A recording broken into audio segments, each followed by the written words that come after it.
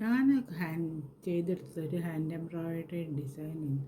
ഇത് സ്ക്വയർ നെക്കാണിത്. ഇതുള്ള ചുരിദാറിൻ്റെ കഴുത്തിനായാലും ബ്ലൗസിൻ്റെ ബാക്ക് സൈഡിലൊക്കെ ഈ എംബ്രോയിഡറി ചെയ്തെടുത്താൽ നല്ല ഭംഗിയുണ്ടാവുകയാണ്. അപ്പോൾ ഈ എംബ്രോയിഡറി എങ്ങനെയാണ് ചെയ്യുക എന്നുള്ള വിധം നോക്കാം.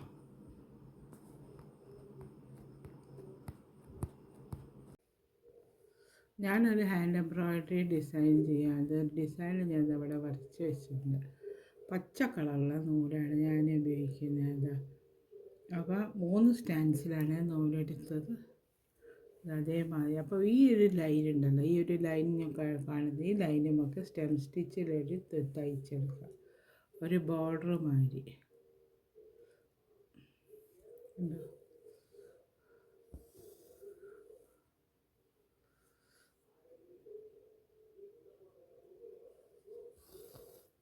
സ്റ്റെമ്മാണ്.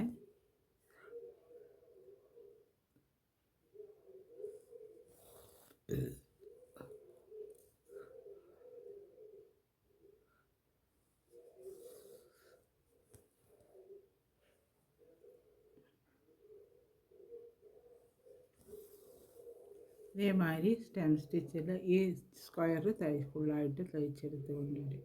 അതേമാതിരി ഞാൻ സ്റ്റെം സ്റ്റിച്ചിൽ ഫുള്ളായിട്ട് ചെയ്തെടുത്തു. പിന്നെ ഇവിടെ കണ്ട ഒരു ക്രോസ് മാതിരിയുള്ള ലൈന് തയ്ച്ചെടുക്കണം. ആ ലൈന് തയ്ച്ചെടുക്കാൻ വേണ്ടിയിട്ട് ഞാൻ ചുവപ്പ് നൂലാണ് ഉപയോഗിച്ചത്. 3 സ്റ്റാൻഡ്സ് തന്നെയാണ് ഉപയോഗിച്ചത്. അപ്പോൾ എങ്ങനെയാണ് തയ്ക്കുക? അത് റണ്ണിങ് സ്റ്റിച്ചിലാണ് തയ്ച്ചെടുക്കുന്നത്. അതേമാതിരി ഇവിടെ മാത്രമേ ഇത് മാത്രമേ തയ്ക്കുന്നുള്ളൂ. ഇങ്ങനെ വി മാതിരിയുള്ള കേട്ടോ. വേറെ മറ്റേ പിന്നെ തയ്ക്കുക. ഇത് റണ്ണിങ് സ്റ്റിച്ചിൽ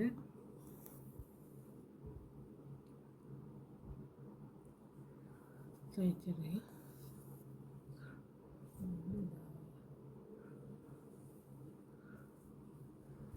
കുത്തി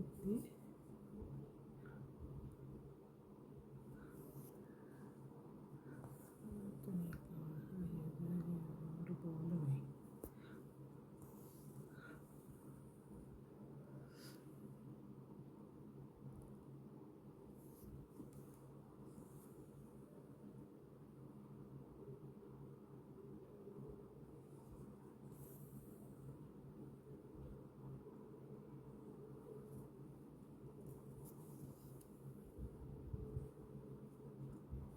ഇതേമാതിരി റണ്ണിങ് സ്റ്റിച്ചിൽ തയ്ച്ചത്.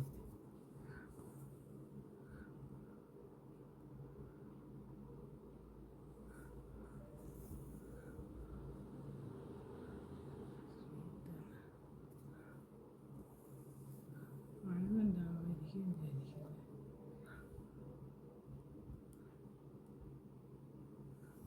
ഇതേമാതിരി റണ്ണിങ് സ്റ്റിച്ചിൽ തയ്ച്ചത്.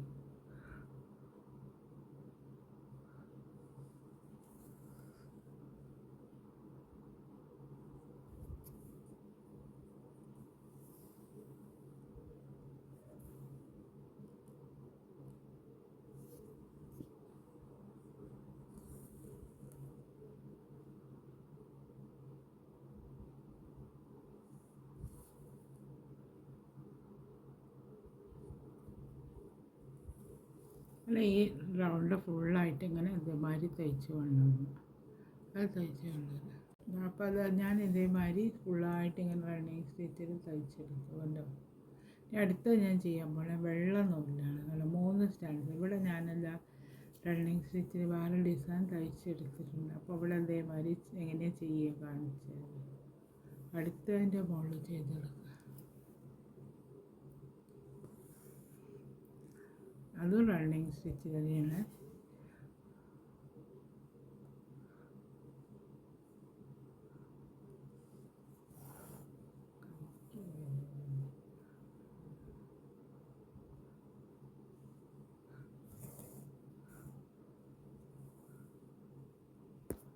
അങ്ങനെ കുത്തിയെടുക്കുക.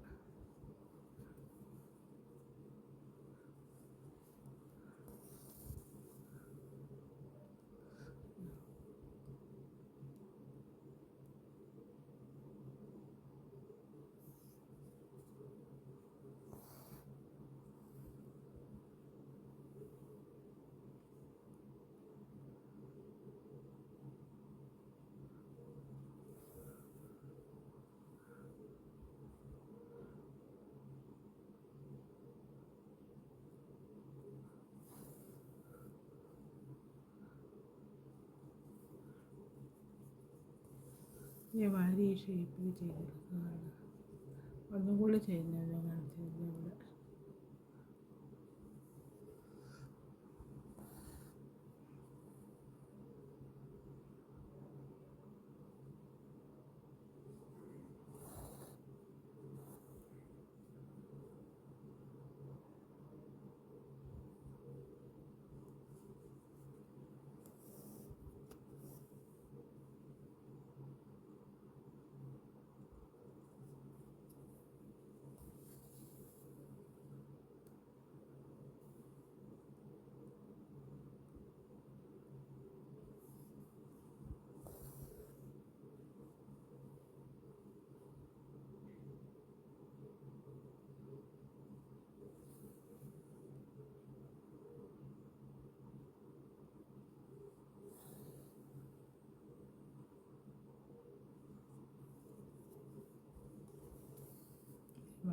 ഇതേമാതിരി ഓരോന്നിൻ്റെ അകത്തും ചെയ്തെടുക്കും.